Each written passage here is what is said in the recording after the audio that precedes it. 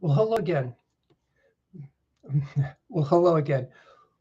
We're trying to recruit our gals. We're trying to get some gals and guys together, and we want the gals to call in and play a game. If it was this was the 1950s and you had a household budget, there was a traditional family income, and you had a hubby and 2.2 children in a three-bedroom brick house and a half-acre lot. How much of a budget would you need? And so wherever you live, and where whoever's hearing this, how much is groceries? How much are clothes? How much are piano lessons for the kid? If you do the producing, you do the consuming. So how much are tennis lessons for you? The working house of a professional housewife is a little different from the guys. Once the junior into school, first grade, and that sort of thing, that's the first time she has some recreation time. So she gets to recreate. The people who do the producing do the consuming. So there would be, for example, a professional mom and an amateur tennis, that sort of thing. And then we're hoping to recruit guys and ask them, how many hours would you have to work in order to come up with this budget? In 1973, which is a big watershed year, the 70s for the United States, don't hold me to this. I think it was about $12,500 for an average Joe. And he could comfortably support a wife and child, get all the bills paid, and do it comfortably. There was an expression, kids were cheap in the sense that it didn't take much money to put shoes on their feet. And that's completely changed. There was a revolution in this country and the rest of the Western world. And it started in the 1970s. The revolution culminated, they won in the 1970s, and our society changed. The laissez faire just looks like this. Instead of a huge middle class, they started in on a peasant and property class society. And so now you're in a dire straits. You can hear those poor gals on YouTube, and what am I going to do? I have a child. I got to put food in this kid's, and I'm working all these ungodly hours. I just can't do it. And as a matter of fact, you're not going to be able to do it. It's physically impossible for you to do it. What home economics, let's remind ourselves what home economics is. Home economics is the smallest economic unit. 10-year-olds can't pay for their mommies. Mommies can't take care of their child and go out and work in the furniture factory.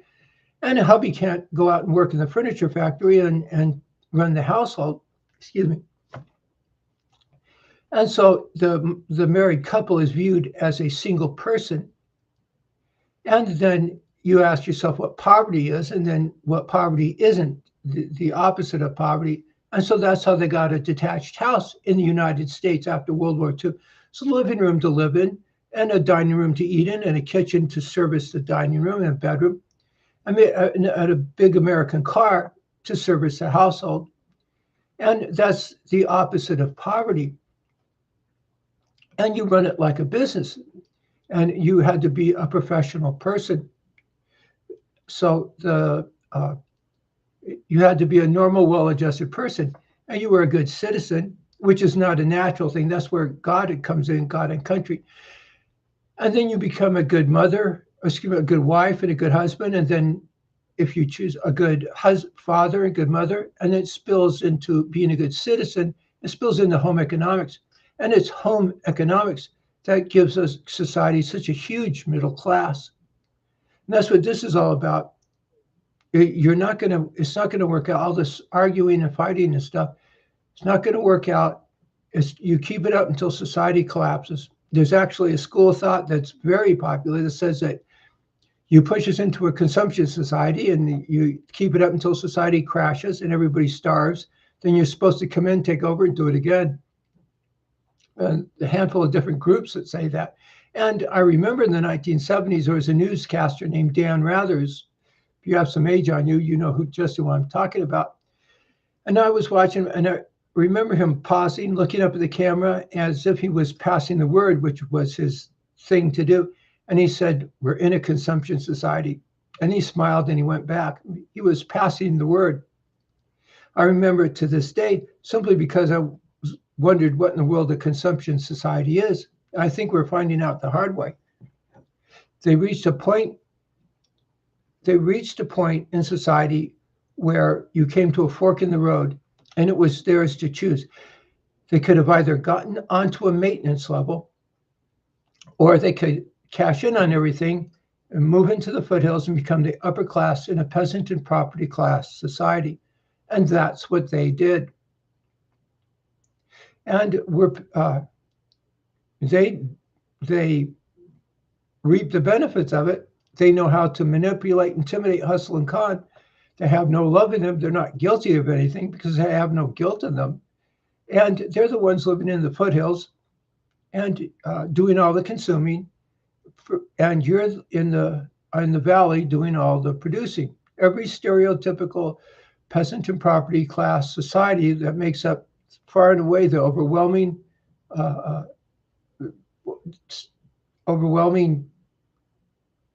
examples of human beings on this earth. After World War II, in the United States, they were trying to do things right. They were absolute heroes. They were trying to build a society following in the footsteps of Aristotle and Socrates and Plato and the Pope, because this all comes out of monks and monasteries, to be the ideal person, and then the ideal mom and dad, the ideal citizen. And it was working, and they threw it all out. The women's liberation movement threw it all out. The Black Civil Rights Movement threw it all out. You have to come up with a word for the white guys, and the John Lennon crowd threw it all out. And if you have a sense of categories, which is another important thing to consider, it isn't about women. The women's liberation movement was never about women looking back in hindsight. It was about favoring women who were malicious and discriminating against women who practiced virtues. The gal who went back and asked the 10-year-old what he wanted for his birthday was plunged into poverty. The poor Green Beret who defended the poor and the oppressed lost wholesale to a bunch of characters who were the Darwin alpha male. They didn't defend anybody. They went and found people smaller than them and attacked them. And they were the top of the class human being. They're the sexiest kind of person, a very scummy, cashing in on it all. And that's just the way it is. And they're the ones living in the foothills. By the way, that's a stereotypical classical definition of the satanic. And so they won. They knew how to manipulate and intimidate people, which is what diabolical is. And they won. If there is no heaven and hell, then that's certainly the way to go. So long as you're the one that wins, you're the one that gets to move up into the foothills. If you're for, you have to watch the word abortion. Hillary Clinton is a definition of abortion. The women's liberation movement is a definition of abortion. They have no love in them. They have no guilt. And there's more. Okay. That said, if you're for abortion and you find you're the one that's been aborted, well, that's just life. But they didn't. They're the gals that won. And it just goes on that way. Somebody has to step in and at least try to do something about it. By the way, there's all these evidence and all this very strange evidence that says that maybe some of these thoughts in your head do continue on after you die. And maybe there's something to that. And they get spooky about it. It'd be fun to ask some of these guys like Jane Fonda, Harry the Hippie, and Al the Afro, and Donna the Feminist, well, what they're going to do is some of these guys are in their 80s. I doubt if it even bothers them. I guess I'll find out. Neither one of us are on the emissions board. I don't think I'd want to be in their shoes. I certainly don't want to be in our shoes. So I'm hoping somebody will hear this, and I'm hoping somebody will turn around and start chiming in. That's enough of this. We need to put some numbers onto this. I know I tried to put this in a position. This is coming on Saturdays at 4 o'clock here in Tucson, which is about 9 o'clock in the morning in Australia, and I figure that sort of covers some of the bases. I'm hoping people in Australia will hear this, and some of those gals that you see on the computer will just have had enough. This is what I need to get the household running, fork it over, and once we get things going, we'll have a talk after that. And if you're a husband, a professional tennis player is not a occupation. But if you have a job such as a plumber or a forklift operator or something like that, call in and let us know once you have an idea on how much money that is, how many hours will you have to work? That's how you say it. That's the important thing. And just so it's said, since we said it before, you come across with a household unit. So picture a 1950s American house. Excuse me. Thank you. Picture a 1950s American house right out of Leave It to Beaver. And here's a house. Okay, now go off to the side. And at the very bottom, start with farming and mining. Then above that, manufacturing. And above that, there's a group, wholesale, retail, and repair. And above that, retirement, education, and recreation. And doctors and lawyers form a kind of ladder that holds it all together. And it's the Catholic priest that causes it to come into being to begin with. This is a God and country thing. This comes out of popes and monks and monasteries. The idea of a leadership style of washing the feet of the apostles, which turns into a formal argument of decency. Subsidiary, you make money by making somebody else better off, and that turns into a normal supply and demand curve. You ask the gal and picture the gal and the guy, hopefully that's you, and you're choosing, say, to buy a new couch, and you can daydream. You can see all the farms and mines and maybe the kind of lumber trees that are planted. And then you can see the kind of manufacturing and the style of fabric, and then all the advertising in the stores. And whether you want to go to a shopping mall or have it delivered, it's all geared on getting that common housewife what she wants. And so that's the sort of thing we need. So we're hoping somebody will hear this and start chiming in. If you happen to know of somebody, you hear this, say, come on, 4 o'clock, 3 o'clock in Los Angeles and 6 o'clock in New York time. And then tomorrow morning at 9 o'clock, 8 o'clock in Los Angeles, and 9 o'clock in Los Angeles, 12 o'clock in New York. So that would be around 5 or 6 o'clock in England or Great Britain time. And a few other places like Mexico. Call in. You don't have to be in the United States, and you don't have to be in England. You can be in Canada and other places. Just to make a point, in the 1950s, the Communist Party came out and said, we will overthrow the United States by about the year 1973. And 1973 was a watershed year. Our society changed then. They threw it all out. They threw out those three things that make up God and country. The Pope, the real presence of Christ in the Eucharist, that infusion, and they threw out malice, or they adopted malice. They had the sexual revolution. Another word for that is called malice. And they threw out decency as a formal argument.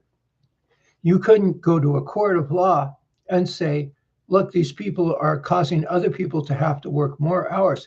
They're causing poverty. And you couldn't get away with it. Courts would say, so what?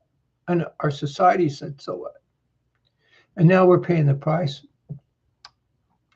And so in courts, they came out, that's when courts came out and said, we shall have no religion in government. They threw out those three things. In psychology, the diagnostic and statistical manual is what mental illness guys sort of use. And they never really they always had an argument about what mental illness is or not. But that's when they came out and started saying that things like homosexuality was no longer a mental illness. The bum's rush there was they threw out the idea of being a normal, well-adjusted person. The shop manual definition of mental illness is the normal taken into the abnormal, from a cold to the flu to pneumonia. Both the Catholic and the atheist say that. The Catholic says, come on, go backwards. From pneumonia back to the flu, back to a cold. The normal is normal, but not good enough. If you're a young man, it's easy to point out, just sit in a chair and fantasize about the gals until you become sexually aroused. Then open your eyes, look around the room, and do it again, only this time you're fantasizing about actually getting the gal pregnant. And there you go. Those very strong, powerful thoughts, to associate them with actually getting the gal pregnant, is not an actual thing at all. You have to be taught that. And that now I understand what original sin is with a snap of a finger. If you include fear with that, your attitude changes. And if you include your environment, your attitude changes your environment changes your attitude. And all this you have to be taught. And so what takes away your free will? Fear, sex, ignorance, and violence. And there's still a catch to that. What gives you a sense of free will is you have to have some other added thing on there. And that's where Christ comes in. You put a perfect person up there behind you and that computer cloud of electrons, and you hold that as faith.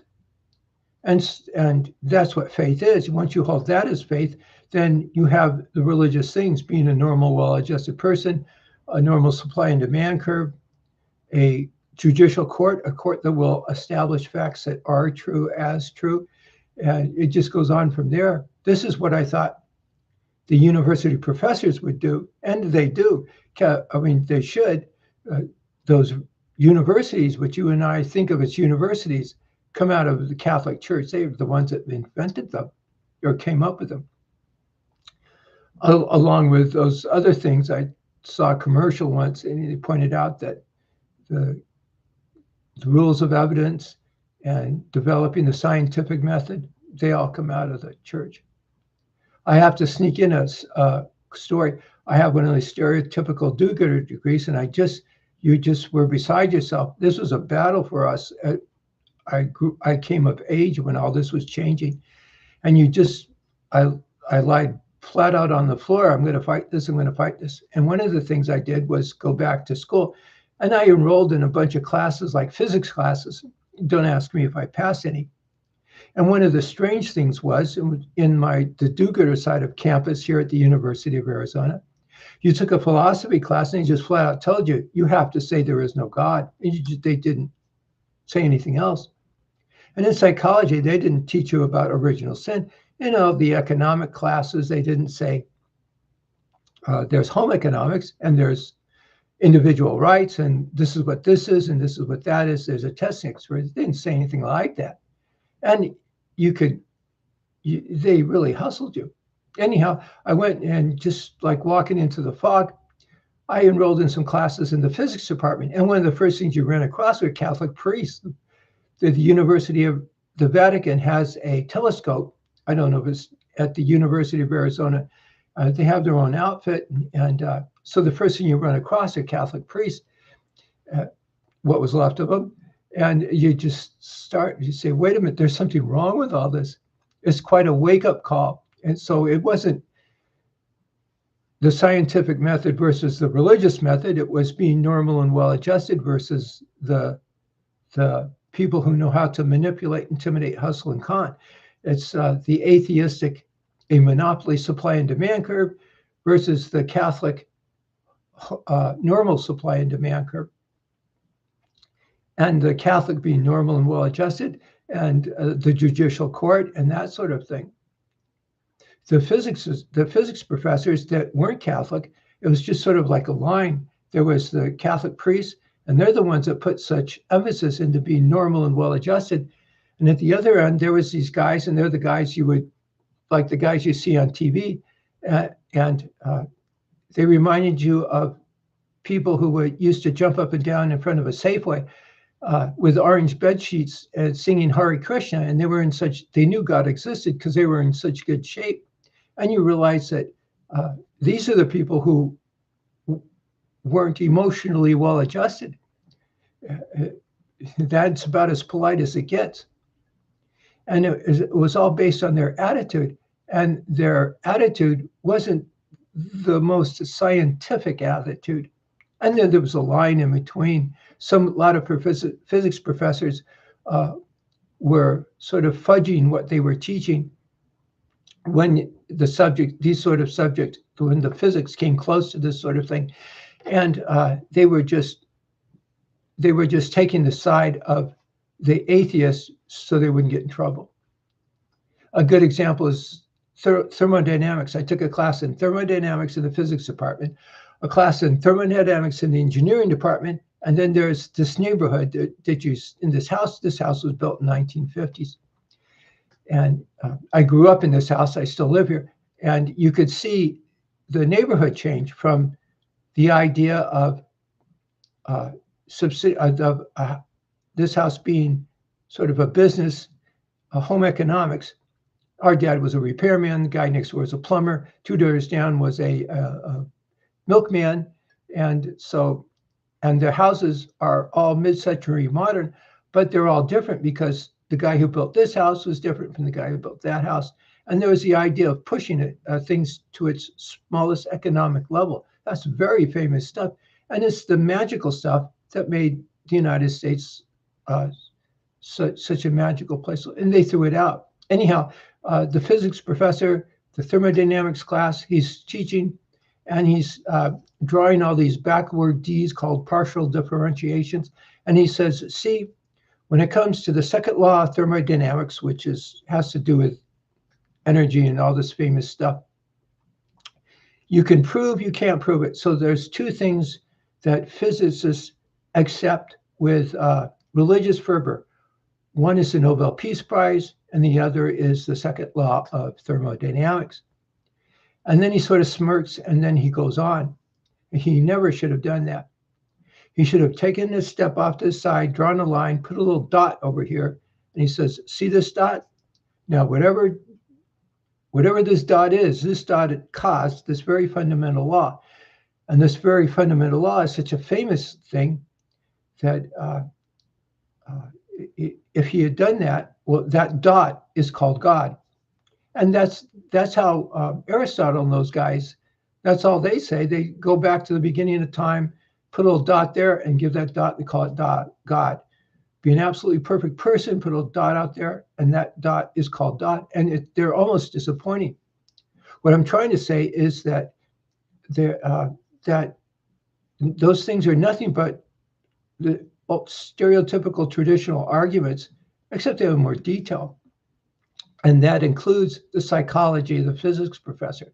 And at their level, if he had did that, then you could have gone to the engineering department and taught that class a little differently.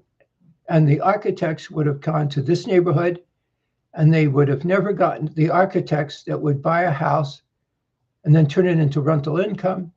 And another guy would buy a house and build apartments in the backyard, and then put more people, rent property to more people, and the standard of living keeps going down. Nobody could stand up to that. Nobody could go to a court and say this is wrong. And that physics department guy causes this out here. He starts something way up here, and it really does filter all the way down. Now, if he had taken a step back and said, we're going to have God around here, everything would have changed. The disposition of the physicist, the engineer, the architect, and the neighborhood would have changed. Gone would have been the guy who got into who bought a house, turned it into a duplex, and got somebody else to rent property and pay their mortgage, pushing those people out of the middle class and into poverty. And they would have been called the bad guys. And in would have came in the architect who puts you in your own business. And you would have had the architect might have been living in the doctor and lawyer neighborhood, and the plumber would have been living in one of these houses, and you would have had this huge middle class. They threw all that out. It doesn't work. We actually have a what's wrong, what do you do about it, and how do you do it? But it's first we have to get our gang together. And that's what I'm hoping to. I sort of drifted into that world. I was trying to keep to the world of the gal. how much here in Tucson, it's almost $1,000 a month for childcare. And if you didn't have to pay childcare, that's $1,000 more.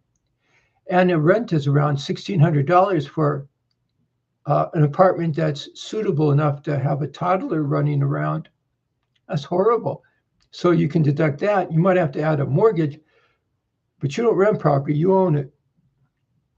And you have a house to live in, and there are rules that govern that. And then you could add how much is clothing, how much are healthcare. Healthcare would plummet if you went back to home economics, if you didn't realize that. Well, we shall, just to make a quick point, when gals first entered the workplace, they really didn't enter the workplace. Their income was a consumption part. That is, the guy was still paying the gas and electric bill, and there was a change, and they caused that change. So if there was a female doctor, and suddenly she's making a doctor's income and he's making a doctor's income, that sent healthcare skyrocketing. And they had an attitude to go with it. I don't know how to explain somebody who's 25 years old how vicious the feminist movement was. And it just goes on from there. So I'm hoping somebody will hear this, and I'm hoping somebody will start chiming in, say enough. I'll be on the air Sunday at 12 o'clock New York time. And so if you're hearing this, I hope you'll pass the word and find some gal, or if you're a gal with some kids, okay, look, that's enough. This is what I need to get my business going. And if you're a guy, you start calling in, this is ridiculous. There are words to say to people who can't make enough money to support a wife and kids. A peon is one of them. And so we don't play that game. We come over here and play this game. So how many hours you have to work? You have those two numbers, you know where we are, you know where you need to go, and you can very systematically do that. Well, thank you. I hope to see you tomorrow, and if not, next week.